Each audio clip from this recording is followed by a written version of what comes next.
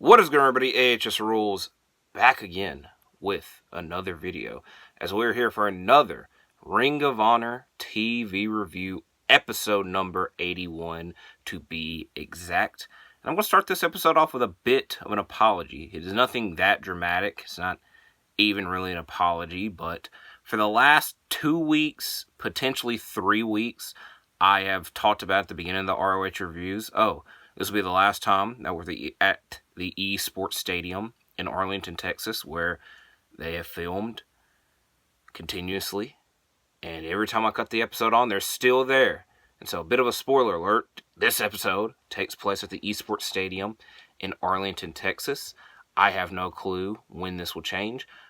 I'm not even going to try to speak and think about it for next week. It's just going to be a wait and see. Now, realistically speaking, I could have already figured this out and looked into it, but every time I've looked at the results for ROH, it's been matches that have already taken place, so I'm like, okay, it's going to be time to move on, and I don't try to look too deep into the results because I don't want things to be spoiled for me, so in the grand scheme of things, it doesn't matter, but it's something that I wanted to address right off the rip, as we have a lot to talk about on this episode of ROH, another 2-hour episode, and here we go with our first matchup being a Proving Ground match, Atlantis Jr. versus Peter Avalon. Both exchange wrist locks to start the match. Avalon tweaks his knee on a leapfrog, only to use it as a distraction once Atlantis has his back turned. Atlantis follows this up with a big crossbody and a super kick. Avalon hits his own crossbody to the outside. Atlantis hits a tope suicida and lands another tope suicida. Once back in the ring, Atlantis hits another super kick and a frog splash to win the match. I'm not going to say that I forget that Atlantis Jr. is TV champion, but compared to the other TV title runs we've had in this Honor Club era, granted, it was Samoa Joe and Kyle Fletcher, his seems the most forgettable.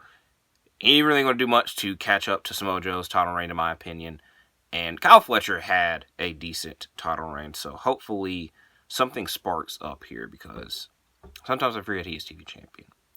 Speaking of champions, and speaking of Samoa Joe, our women's world champion Athena is being meant to go to an Emergency M.E.M, which, again, for the 80th time, I thought that emergency was in the note, because it's Minion Emergency Meeting. So I don't know why emergency has to be put as empowerment. So I keep forgetting that. Emergency Minion Empowerment Meeting. They could have made that simpler, but Athena did not call for this Emergency M.E.M. Billy Starks did, because she wants to address something. Now, Athena doesn't know what this is, and she thinks that they're going to address Lexi Nair and to praise Lexi Nair, because Lexi has helped Athena with this long title reign, and I know y'all wondering, why did I bring up Samoa Joe? Athena, I don't know the exact days, but is days away from breaking Samoa Joe's longest reign as a Ring of Honor champion. And Billy Starks has this Minion meeting because she is frustrated that Lexi is getting all the credit for all the things that she has done, including helping her at Death Before Dishonor and helping her in various ways. But Athena thinks that it was Lexi that did that. And Athena does not approve of this. Athena does not like being yelled at by Billy Starks and warns Billy Starks to not do it again, to lower her tone in a better sense, and that if not, things will happen to her like they have in the past, which Athena has beaten Billy Starks twice in one-on-one competition. So nothing much really came from this meeting. And I got a bit, it's not really a hot take, but I'm going to compare this to something that happened in AEW last year, where Athena is days away from becoming the longest running champion in ROH. Last year in AEW, MJF became the longest running AEW World Champion. And they made a big deal about it, and then the previous champion, Kenny Omega, came out. They teased something with Kenny Omega, and Kenny Omega is like, okay, I'm not going to let this happen. I want to stop that from happening. Granted, this made sense because Kenny was the previous longest running champion, and they had a big time matchup to set this up. So what I'm trying to get at and compare it here is like, Athena hasn't defended the title in a month or so since Death Before Dishonor. She's had matches on TV, but nothing to like really power up and boost this long world title run that has been great, but I feel has slowed down a bit. Granted, this Abaddon match is going to happen at some point, I would imagine, because they've teased it several times, but I feel that they should have announced it by now instead of just... If it's going to happen before the longest reign thing happens, then they need to go ahead and announce it. If they wait until afterwards, I feel it's a bit pointless to keep hammering this home, but I feel that they're missing an opportunity here and taking their time on it when they shouldn't. So our next matchup is Harley Cameron versus Queen Aminata. It is fast-paced early. Aminata lands a nice running boot for a 2 count. Then the action spills to the outside and back into the ring with the two exchanging forearms. Aminata's running corner boot gets a 2 count. Cameron hits a soul food and a back breaker for a 2 count. Cameron tries to follow this up with her own Shining Wizard, but is stopped by a big chop by Aminata, and the match ends following Aminata's big headbutt. I will say that this was a pretty good matchup. As now we go to trios action, or 6-man. It's weird that, in great scheme of things, again, this is something that doesn't matter, but in AEW, it's trios action, and ROH, it's 6-man action. They both mean the same thing, but I refer to it as trios. Regardless, Top Flight in Action Andretti versus Vin Parker, Dante Leon, and C.O. Bennett. Andretti and Parker start the match off. I am pretty sure that every person in this match at one point hit an arm drag, at least from the Top Flight Andretti side. Leon hits a nice swanton onto Dante for a 2 count. Andretti gets the hot tag and takes out all of his opponents. Andretti lands a big drop kick to Bennett that leads to a Darius suplex, and this match ends once Dante hits a half Nelson bomb, as Rachel Ellering interrupts a Harley Cameron interview before she's able to say anything, which is very reminiscent to several weeks ago when Rachel Ellering lost a match and Harley Cameron interrupted. It was the same situation again, so I had to make a note of it. Next, the hottest tag team.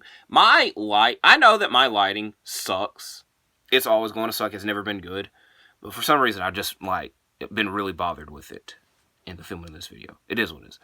The hottest tag team in all of AEW/ROH, the Outrunners, face Fly Death. Turbo Floyd and Warren J start the match off, even though Warren quickly tags out to Zach Phillips. Taking a bit too long to do so, the Outrunners take the advantage and win the matchup off a big slam neck breaker combo. An extremely quick matchup, but the thing of note happens post-match when the Iron Savages attack the Outrunners, and before too much damage is done, the infantry come to make the save. The infantry, the Outrunners, in the past had some beef, but this time around they shake hands, and maybe they have made amends. Time will only tell, but there is your Outrunners for this week on ROH. As now we get Robin Renegade versus Angelica Risk. The two chop one another to start the match off. Risk gets a roll-up off a missed big boot from Robin and surprisingly hits a 619. Robin brushes it off to hit a pump handle flatliner to win the matchup. So it's always nice seeing Robin Renegade. I have no clue where Charlotte Renegade is because I believe she is injured. They've never really provided any updates on that, so if we'll ever see the Renegade twin sisters, time will tell.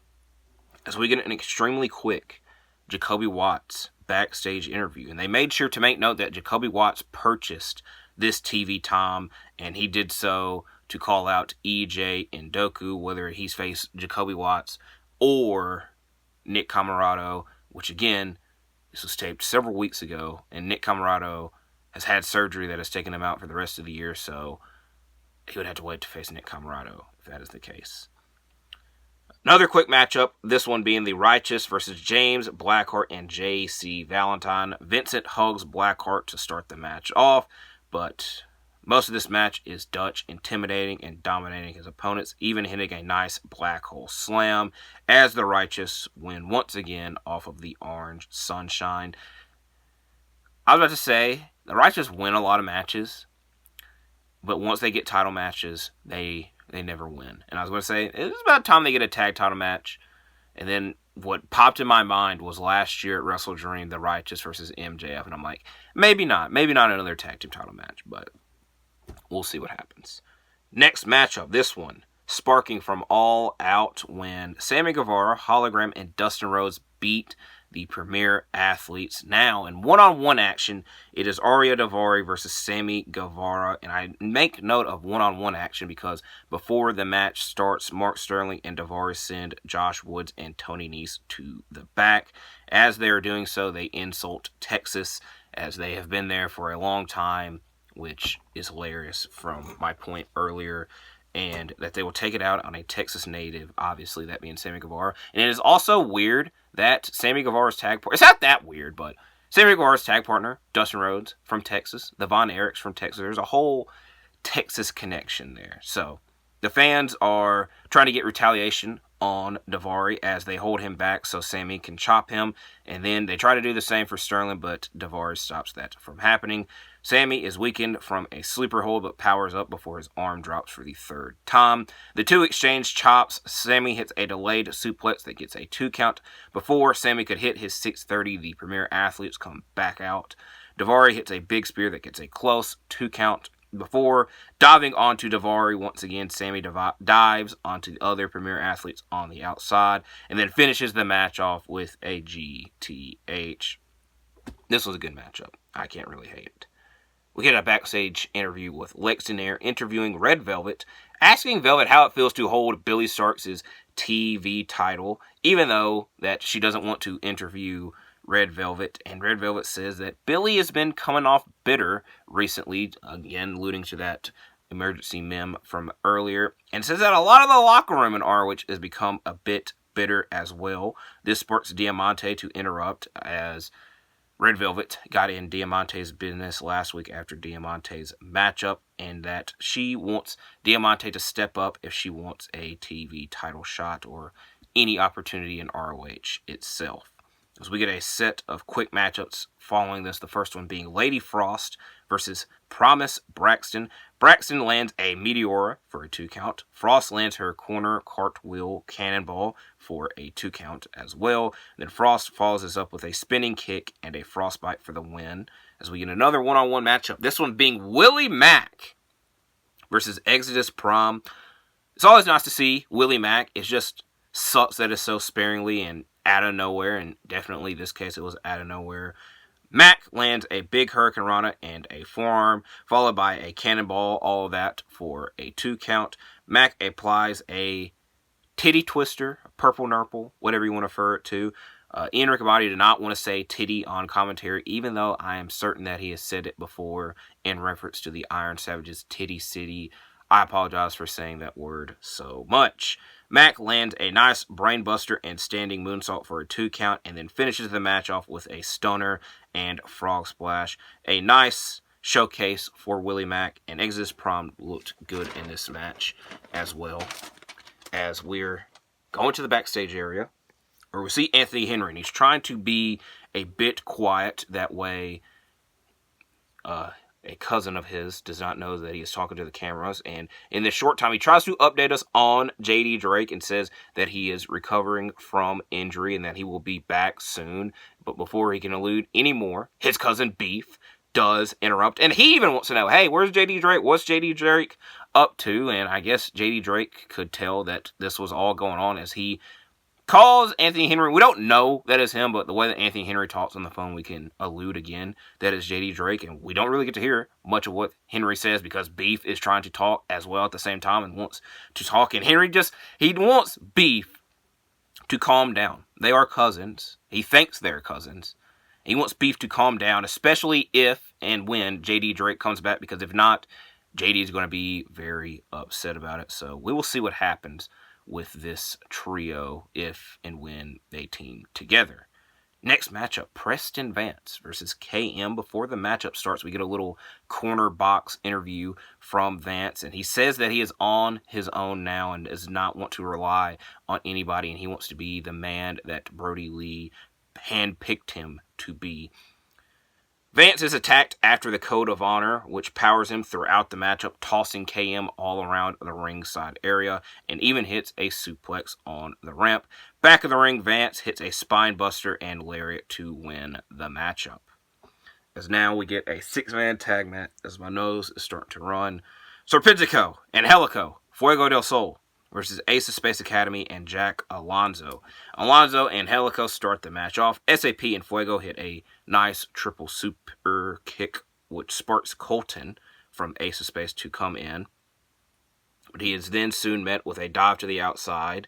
Fuego hits a tornado DDT on Charles, then hits a dive on the outside as well. Serpentico hits a splash on LSG, while Angelico finishes the matchup for his side after an ankle lock. So Angelico, Serpentico, and Fuego del Sol win the match. So we get another tag match after this. AR Fox and Commander versus Ariel Dominiquez, which is a complicated last name to say, and Brillante RB. Commander and Dominiquez start the match off. A matchup that is mainly dominated by AR Fox, including his corner drop kick into a cutter, followed by a dive to the outside. And Commander follows this with his own dive to the outside and wins the matchup with his team, following his rope walk shooting star press. As now we get to our main event match, a bit of a student versus mentor match, as commentary alludes to. Rocky Romero versus Lio Rush.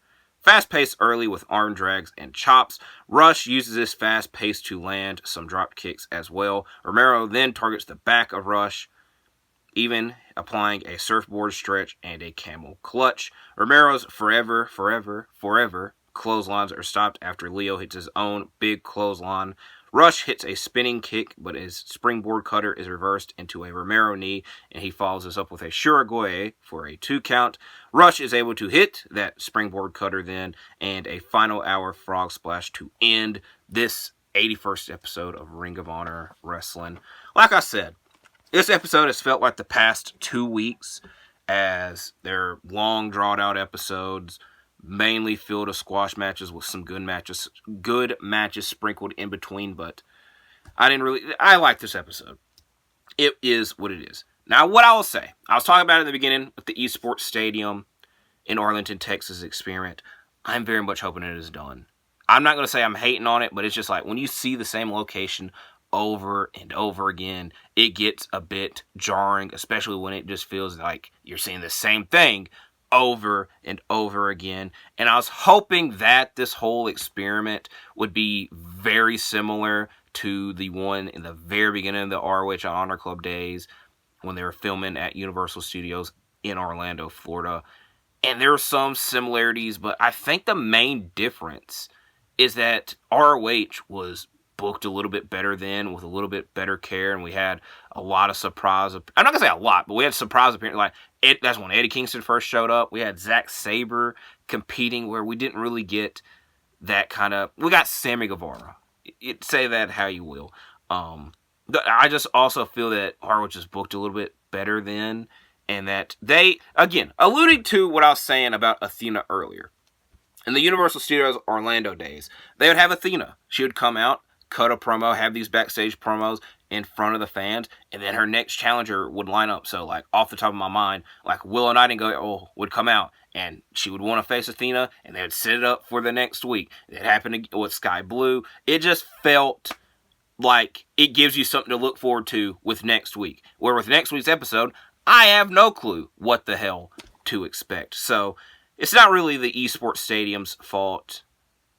It's kind of ROH's fault, but it's something that could be worked on. And hopefully, like I was talking about next week's episode, hopefully it is a good episode, because I will more than likely be here to talk about it, because we've been here for 81 straight freaking weeks. So, check out episode number 82, ROH review next Friday. Check out all my other videos on my channel. My most recent video prior to this, an ROH-related subject, I talked about Danielson and McGuinness happening in AEW at Grand Slam on Shooting the Breeze, episode number 40, as well as providing my NFL Week 2 predictions. So, if you're going to watch those NFL games, check out those predictions beforehand. If you're not going to check out those games this weekend, hopefully you do have a safe weekend. Hopefully you like this video, you like it, subscribe, stay safe as always, and I'll see you in the next one, because I'm going to blow my nose right now, as a light is just perfect right when the freaking video ends.